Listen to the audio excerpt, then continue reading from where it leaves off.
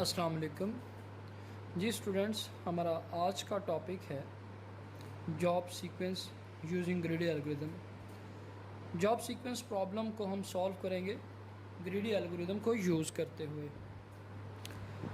सबसे पहले हम जॉब सीक्वेंस प्रॉब्लम समझ लें कि जॉब सीक्वेंस प्रॉब्लम है क्या।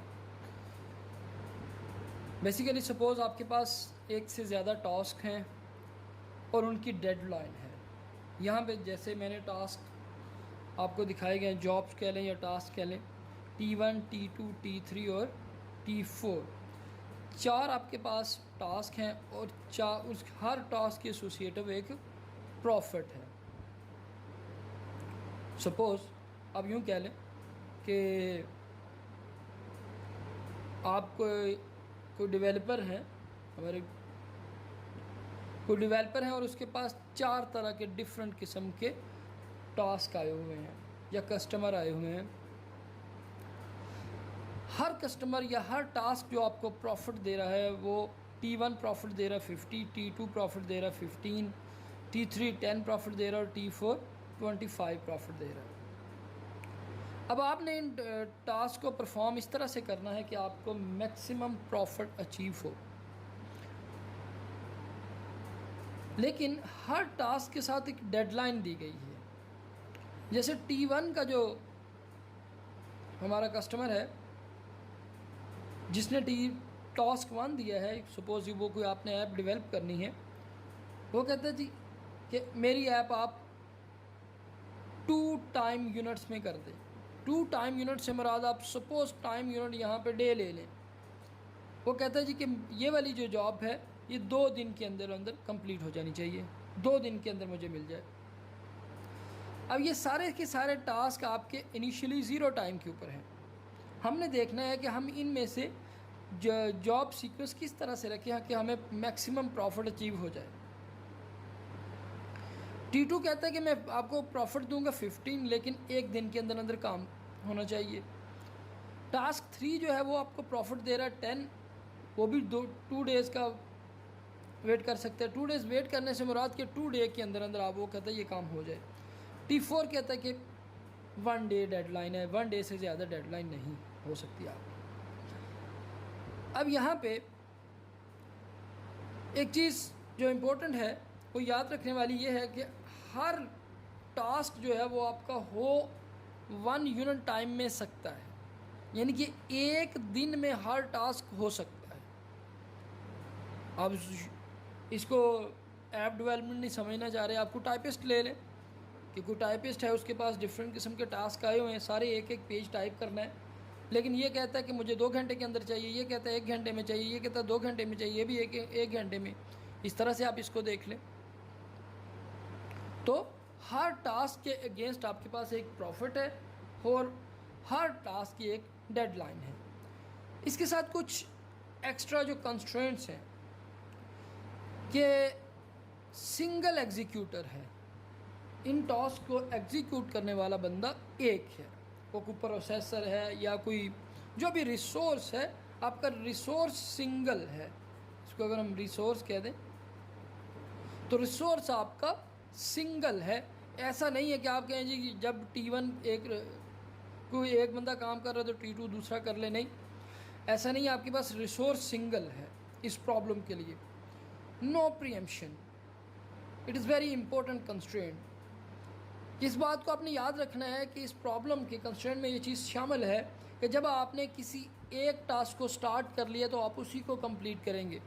ऐसा नहीं कि आप कहते हैं कि हाफ वो कर लिया और हाफ प्रॉफिट अचीव कर लिया और फिर दूसरा हाफ कर लिया, ऐसा नहीं है। तो प्रीएम्पशन नहीं है, जो भी टास्क आपने पकड़ लिया एक पहले वो कंप्लीट होगा, उसके बाद दूसरा टास्क कंप्लीट हो सकेगा। इसके बाद ये मैं आपको बता चुका हूँ कि time taken by each job is equal to 1 unit.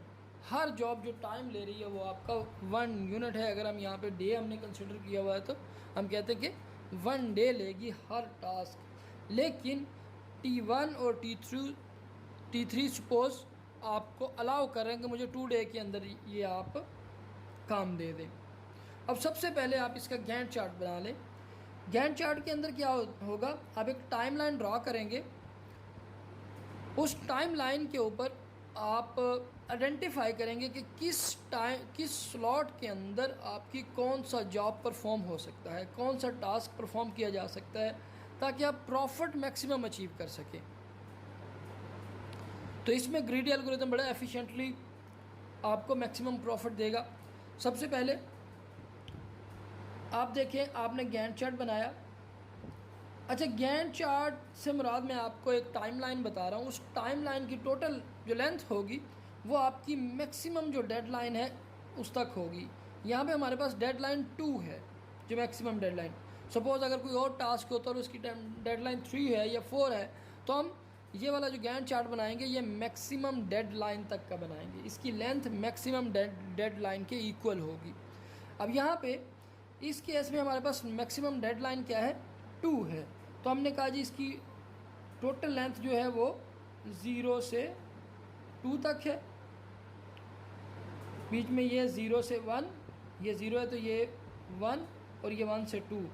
This slot is 0 to 1 और ये आपकी क्या है 1 से 2। ये आपने एक गैंट चार्ट ड्रॉ कर लिया जिसमें आप बता रहे हैं कि किस हमारे पास स्लॉट्स कौन से अवेलेबल हैं। अब अगर हम इस पर ग्रीडी एल्गोरिथम इम्प्लीमेंट करते हैं, हमने कहा जी कि हमने प्रॉफिट के हिसाब से जो सबसे ज़्यादा, क्योंकि ग्रीडी एल्गोरिथम आपको लोकली ऑप्टिमल सोल्यूशन देता है, वो कहते हैं जी जो सबसे ज़्यादा सबसे लोकली प्रॉफिट दे रहा सबसे पहले उसको उठाओ। अब उसको उठाया, फर्स्ट स्लॉट में आपने उसको एग्जीक्यूट कर दिया। आपने कहा जी इस वाली स्लॉट पे आपका एग्जीक्यूशन हुई किसकी, T1 की। अगर मैं यहाँ पे प्रॉफिट कंप्यूट करूँ कि टोटल प्रॉफिट कितनी है, तो हमें 50 प्रॉफिट यहाँ से अचीव हो गई।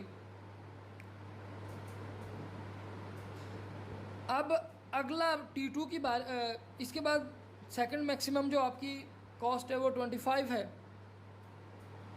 जब आप 25 की तरफ गए तो यहाँ पे आपको पता चला कि वो कह रहा था कि मैं जो मैक्सिमम डिले दे सकता हूँ वो 1, मुझे 1 स्लॉट के अंदर चाहिए काम, 1 डिले के साथ। अब 1 डिले तो हमारा पास हो चुका, वो आपका टास्क T1 ने ले लिया। इट मीन्स कि हम ये वाला एग्जीक्यूट नहीं कर सकते। अच्छा, इससे सेकंड बिगर कौन सा है, वो आपका 15 है। 15 भी कहता है नहीं डेडलाइन 1 है, तो इट मीन्स कि इसकी डेडलाइन पास होगी, 15 भी हम एग्जीक्यूट नहीं कर सकते।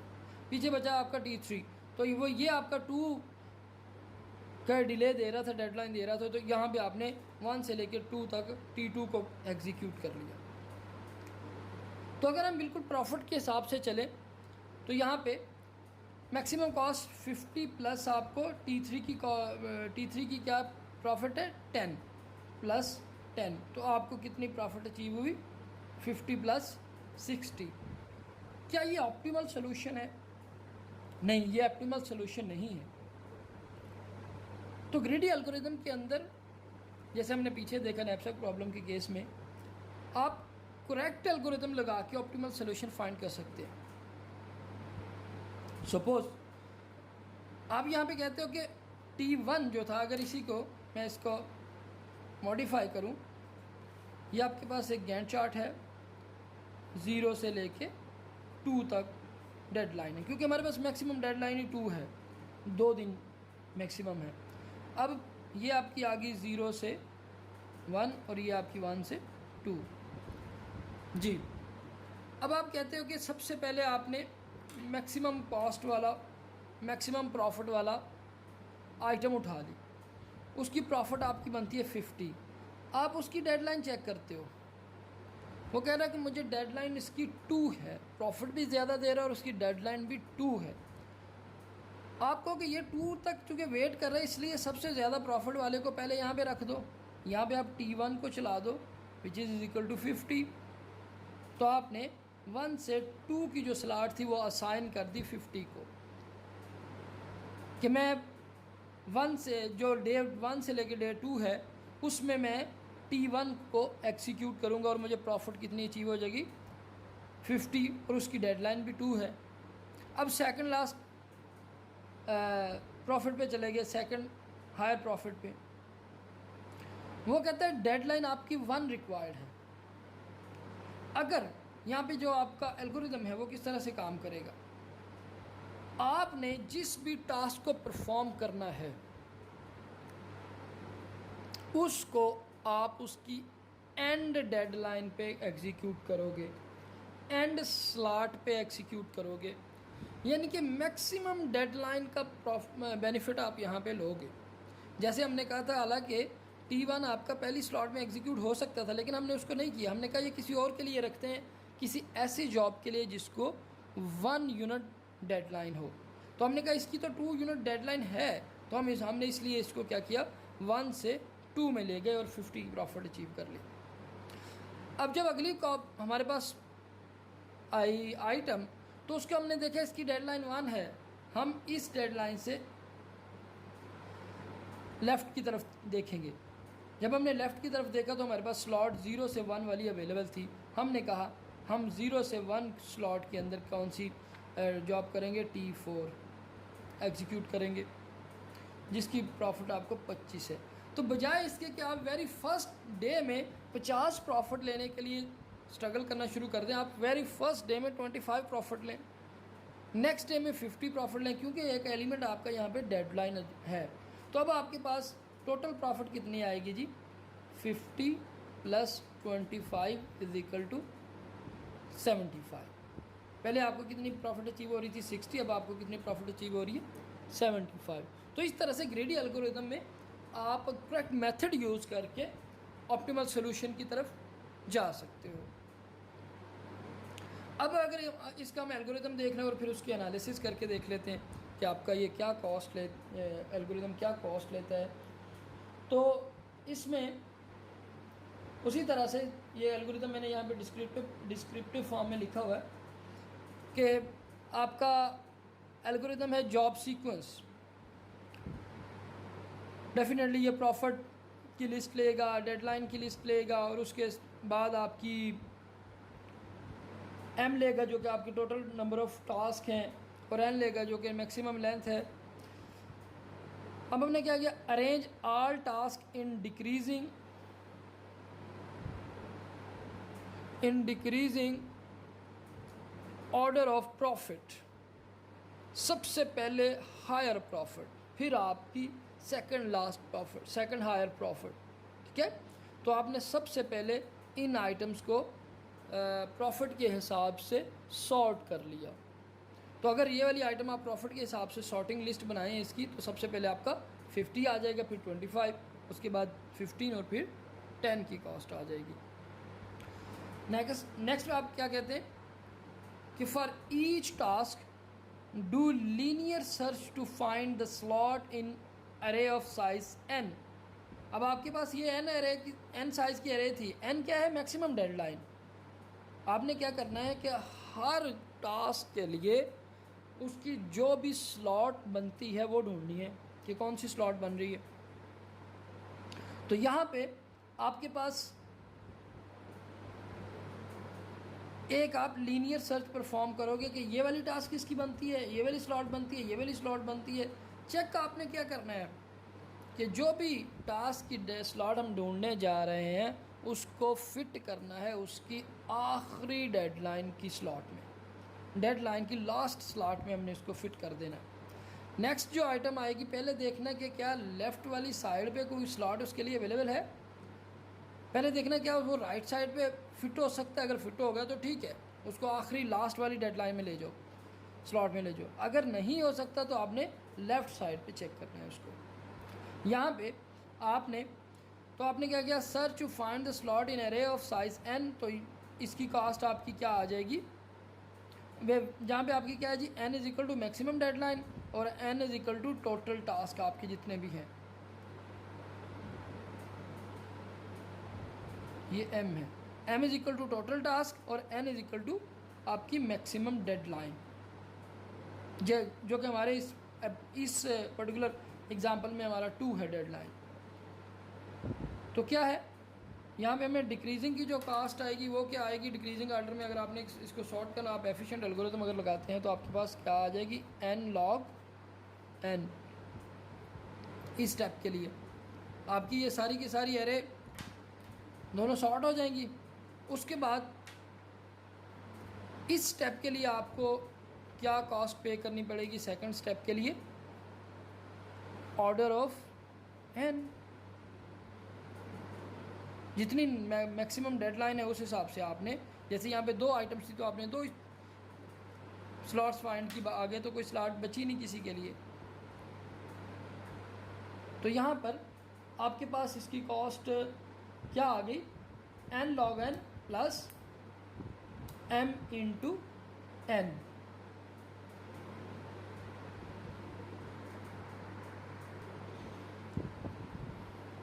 जी, यहाँ पे आपके पास t of n is equal to order of n into m plus n log n।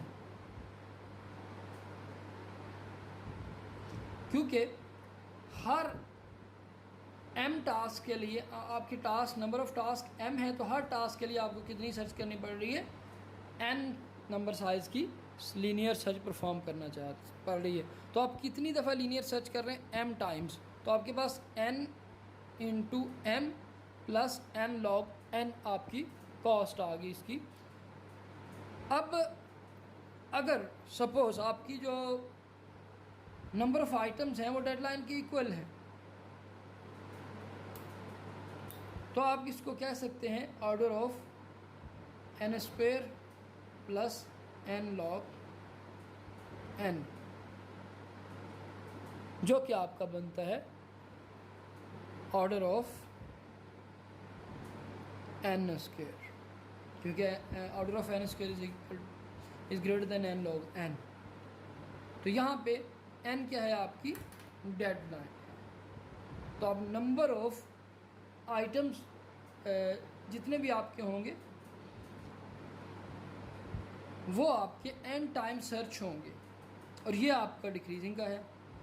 अब अगर m है, इसमें ये चीज़ याद रखिए, अगर m आपका n से बड़ा है तो m स्क्वायर, अगर n बड़ा है तो n स्क्वायर आपकी कॉस्ट आएगी यहाँ पे जॉब सीक्वेंस एल्गोरिदम की by using the greedy algorithm. जी, हमारी अगली प्रॉब्लम है कॉइन चेंज प्रॉब्लम।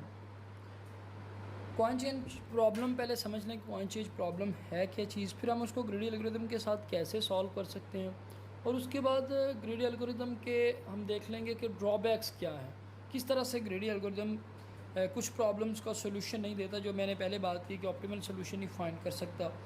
और उसके बाद ऐसा हो सकता है कि हम सोल्यूशन की तरफ जाते जाते कहीं पे स्टक हो जाए और सोल्यूशन हमें मिले ही ना, हालांकि वहाँ पे सोल्यूशन एग्जिस्ट कर रहा हो, लेकिन आपको ग्रीडी एल्गोरिदम सोल्यूशन की तरफ ना लेके चले। इसके लिए हम एक प्रॉब्लम देखते हैं, कॉइन चेंज प्रॉब्लम। सबसे पहले ये देख लें कि कॉइन चेंज प्रॉब्लम है क्या। सपोज़ आपके पास आपने कोई अमाउंट बनानी है, जैसे आप हमें नॉर्मली हम शॉप्स पे जाते हैं तो आपको जो वापस अमाउंट दी जाती है तो वो कितने मिनिमम, हर बंदे की कोशिश होती है कि मुझे जो मैंने जो पेमेंट की है उसमें जो बाकी पैसे मुझे मिलने हैं उसमें मिनिमम नंबर्स हों, बड़े नोट मुझे मिले। सपोज़ आप कह रहे हैं कि अगर आपने 100 में से 70 आपको किसी ने वापस करें तो आपकी मैक्सिमम कोशिश होगी कि ये मुझे 50 दे दे और 20 दे दे, ठीक है, ताकि मेरे पास जो मिनिमम नंबर ऑफ़ कॉइन्स है वो कम आए, या मिनिमम नंबर ऑफ़ नोट्स जो हैं वो कम आए, ठीक है। ऐसा ना करे वो कहेगा 1-1 रुपये के आपको 70 कॉइन्स दे दे, 70 कॉइन्स दे देंगे, आप इसको डिसलाइक करेंगे। तो इसलिए आपके पास एक अमाउंट है, सपोज़ v अमाउंट है, आपके पास एक अमाउंट है v, तो आपने मिनिमम नंबर ऑफ डिनोमिनेशंस, जैसे हमारे यहाँ पाकिस्तान में डिनोमिनेशंस जो हैं 1 रुपये है, 2 रुपये की है, फिर 5 रुपये का सिक्का है, फिर उसके पास 10 का है, फिर आपके पास 20 का है, फिर 50 का, फिर 100 का। Minimum number of denominations to make R S rupees V, आपने v रुपीज़ बनाने हैं मिनिमम नंबर ऑफ़ कॉइन्स के साथ। अब यहाँ पे एक कुछ कंस्ट्रेंट्स आपके पास हैं।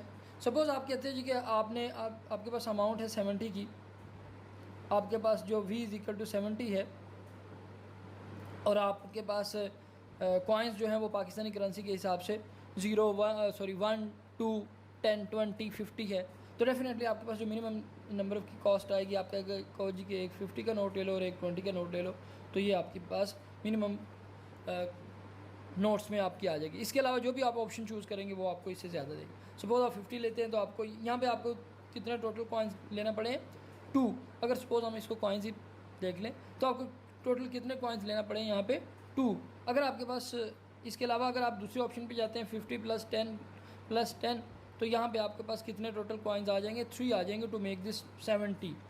तो हमने वो वाले कॉइन्स लेने हैं कि एक से ज़्यादा दफ़ा भी वो कॉइन्स, यानी कि आपकी सप्लाई जो है वो कॉइन्स की वो इनफाइनाइट है।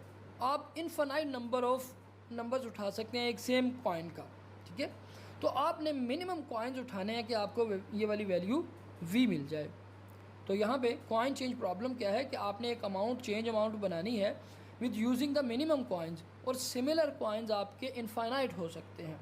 इस पर ऐसा कोई कंस्ट्रेंट नहीं है कि आपके पास कोई एक कॉइन अवेलेबल है या नहीं। सॉरी, एक कॉइन आपने उठा ली तो नेक्स्ट आप वो सेम कॉइन नहीं उठा सकते, ऐसी कोई कंडीशन या कंस्ट्रेंट आपके पास नहीं है यहाँ पे। तो सपोज़ अगर हम इसको थोड़ा सा डिस्क्रिप्टिव वे में देखें तो आप इस प्रॉब्लम को कैसे ले सकते हैं कि given a problem, given a value v, given a value v, we want to make change of RSV, we want to make change of rupees v, we have infinite supply of each of denominations. Denominations क्या है, जो भी आपके पास सिक्के available हैं यहाँ पे denominations. आपके पास इनफाइनाइट डिनोमिनेशंस अवेलेबल हैं, आपने अमाउंट बनानी है v। तो आपके पास यहाँ पे प्रॉब्लम क्या है, what is the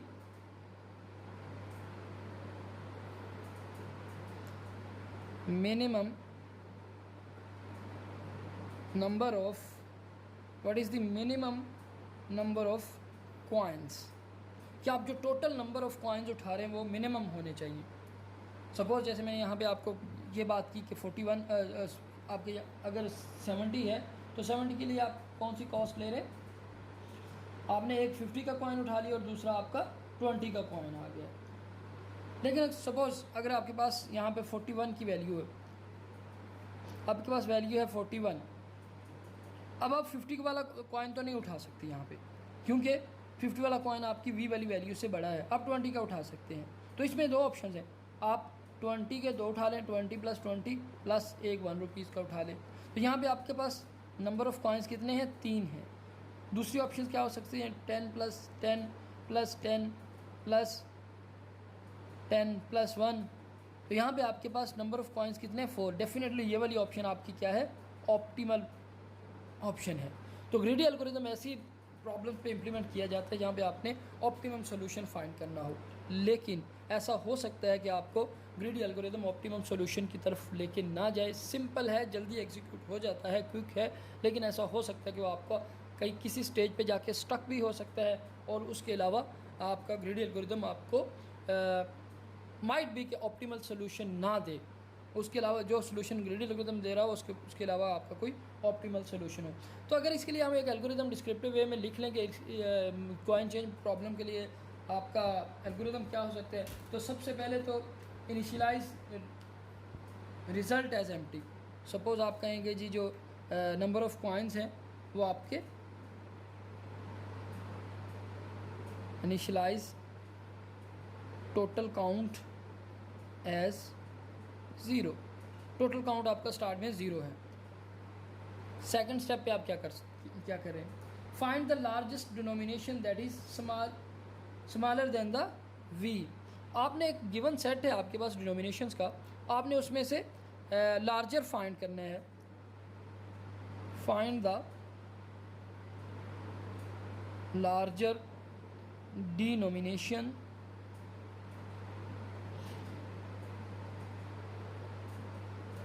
within the given set which is smaller than the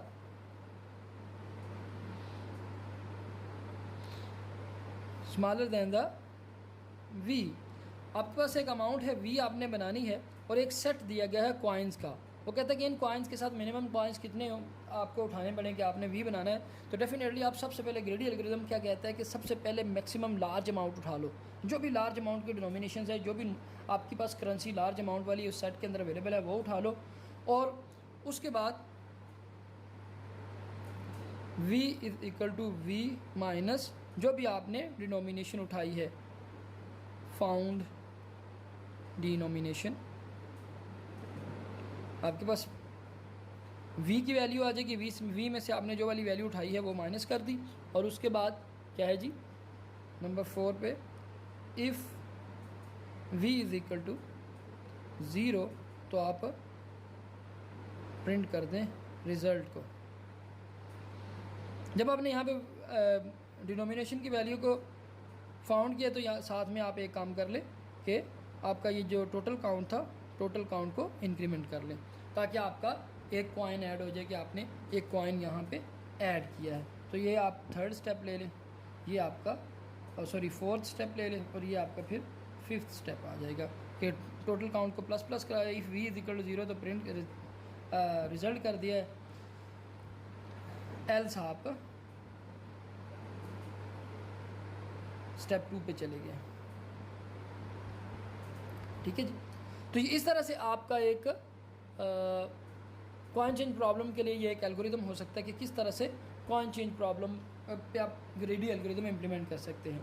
आपके पास एक सेट दिया गया है कॉइन्स का और एक सेट दिया गया है एक कॉइन्स का सेट दिया गया है प्लस अमाउंट दी गई है। आपने उस कॉइन्स के सेट में मिनिमम नंबर ऑफ़ कॉइन्स उठाने हैं to find the given amount, to make the given amount. और जो आपके पास अमाउंट, जो आपके पास नंबर ऑफ़ कॉइन्स आएंगे वो आपका यहाँ पे इस एल्गोरिदम का रिज़ल्ट होगा।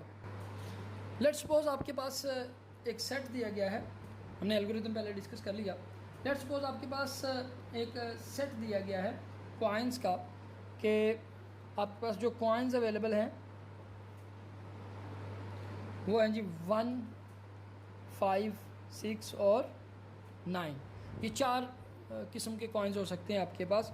एक ही वर्थ या कॉस्ट 1 है, दूसरे 5 है, 6 है और 9 है।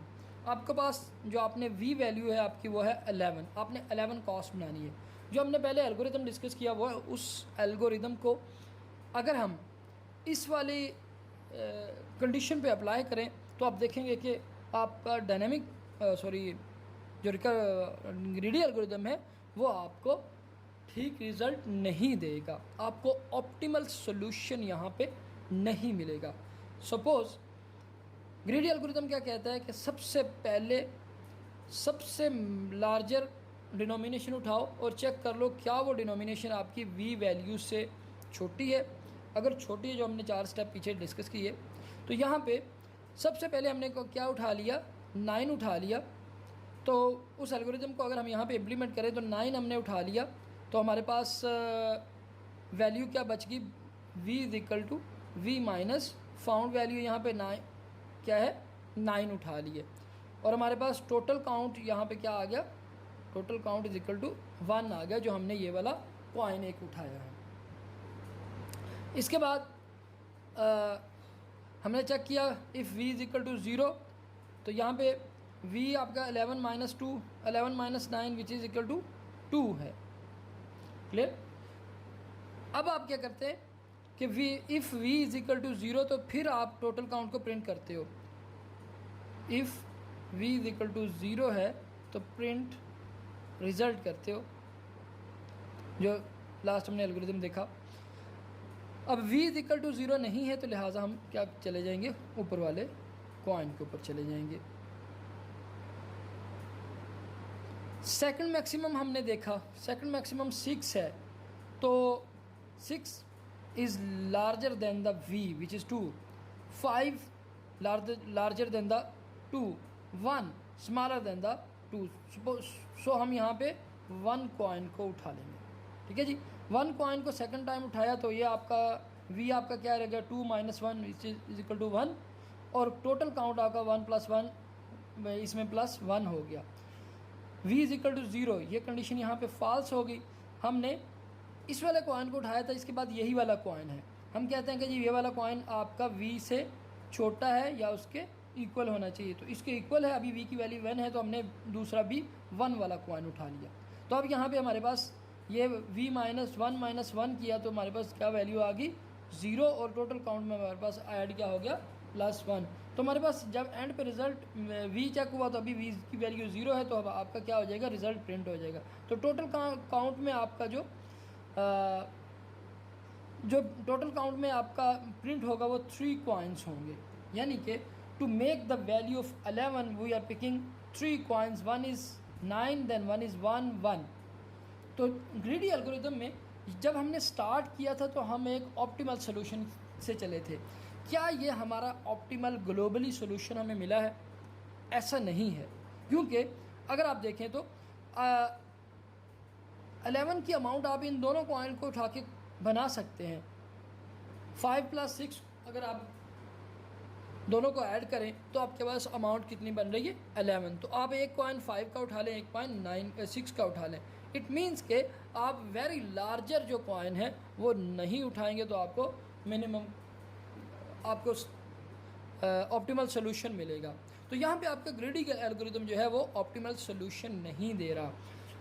अगर इसके अगेंस्ट आप डायनेमिक प्रोग्रामिंग को यूज़ करेंगे तो डायनेमिक प्रोग्रामिंग आपको अश्योर करेगा कि if there exist solution then dynamic program will definitely find the solution and that solution would be the optimal solution। हम एक और सिनेरियो देखते हैं जिसमें आपका ग्रीडी एल्गोरिथम जो है वो किस तरह से एक प्रॉब्लम में स्टक भी हो सकता है, आपको सोल्यूशन नहीं भी दे सकता। हालांकि सोल्यूशन अवेलेबल है लेकिन ग्रीडी एल्गोरिथम कहेगा कि इसका सोल्यूशन अवेलेबल नहीं है। सपोज आप कहते हैं कि जी आपके पास एक सिनेरियो है, कॉइन्स का सेट है वो है,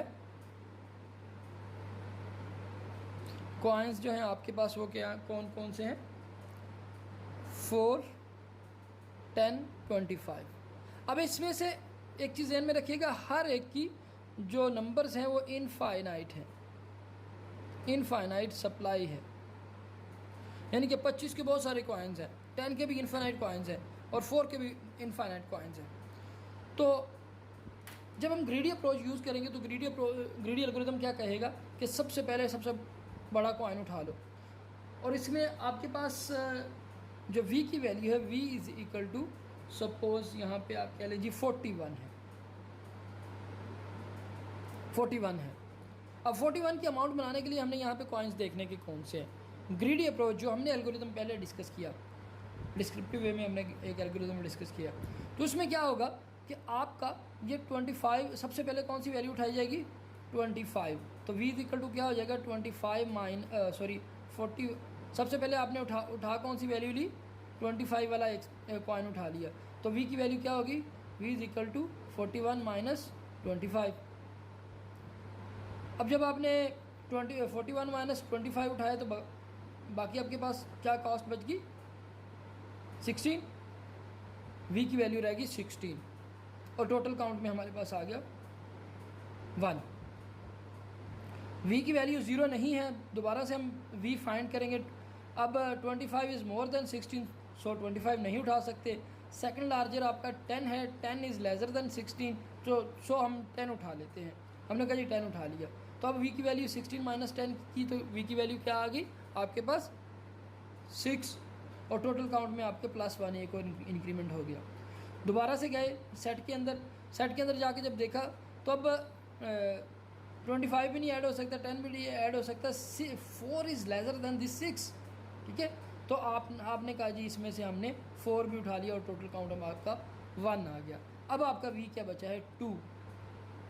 ये दोबारा से आपका इस सेट में कॉइन जाता है कंट्रोल, वो फाइंड करता है कोई ऐसा नंबर जो कि 2 के इक्वल हो या 2 से कम हो। तो यहाँ पे आपको कोई ऐसा कॉइन नहीं मिल रहा जो कि आपको 2 से कम हो, तो ये क्या होगा आपका स्टक हो जाएगा एल्गोरिथम इस केस में। इस इंस्टेंस के ऊपर आपका जो गिवन हमने एल्गोरिथम डिस्कस किया वो आपका स्टक हो जाएगा।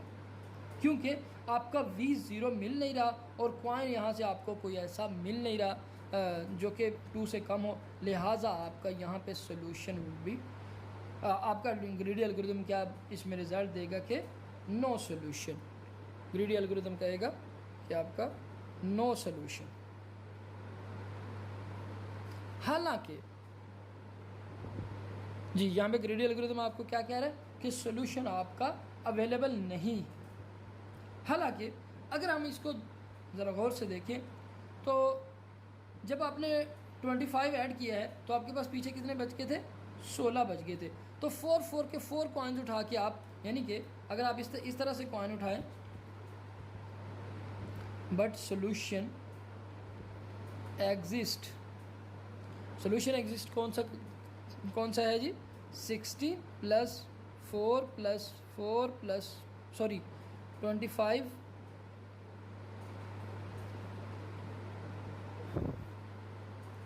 सोल्यूशन आपका कौन सा हो सकता है, 25 plus 4 plus 4 plus 4 plus 4 which is 41। ये आपका 41 है। तो इस तरह से आपका 25 प्लस 16 जो है ये 41 सोल्यूशन अवेल हो सकता है। लेकिन हमारा जो एल्गोरिदम था वो हमें 25 के बाद 10 उठाने को कह रहा था। हमने 10 की अमाउंट को जब कॉइन को उठाया है तो हम सोल्यूशन की तरफ नहीं गए, बल्कि सोल्यूशन फाइंड करते करते हम स्टक हो गए हैं। तो इस तरह से ग्रीडी एल्गोरिदम जो है वो आपको एक ऐसे सोल्यूशन की तरफ भी लेके जा सकता है जो कि ऑप्टिमल ना हो, जो कि आपका नॉट ऑप्टिमल है, और आपका स्टक भी हो सकता है कि सोल्यूशन की तरफ आपको लेके ही ना जाए। इसके अगेंस्ट अगर आप इस एल्गोरिदम के ऊपर डायनामिक प्रोग्रामिंग इम्प्लीमेंट करते हैं तो डायनामिक प्रोग्रामिंग इस प्रॉब्लम का आपको सोल्यूशन अगर एग्जिस्ट करता है तो मस्ट देगा। अगर सोल्यूशन एग्जिस्ट करता है तो डायनामिक प्रोग्रामिंग अश्योर करता है कि वो आपको सोल्यूशन ज़रूर प्रोवाइड करता है, और जो सोल्यूशन प्रोवाइड करेगा वो आपका ऑप्टिमल सोल्यूशन ही होगा, इट इज़ अश्योर्ड। तो इस तरह से हम यहाँ पे देख सकते हैं कि किस तरह से डायनामिक प्रोग्रामिंग एल्गोरिदम गो के कॉम्प्लेक्स है, लेकिन आपको solution accurate plus must solution dynamic programming algorithm देता है as compare to the greedy algorithm. वो आपको माइट बी ऑप्टिमल सोल्यूशन ना दे, लेकिन अगर टाइम कम्प्लेक्सिटी की बात करें तो it is too much lesser than the dynamic programming algorithm. Assalamu alaikum.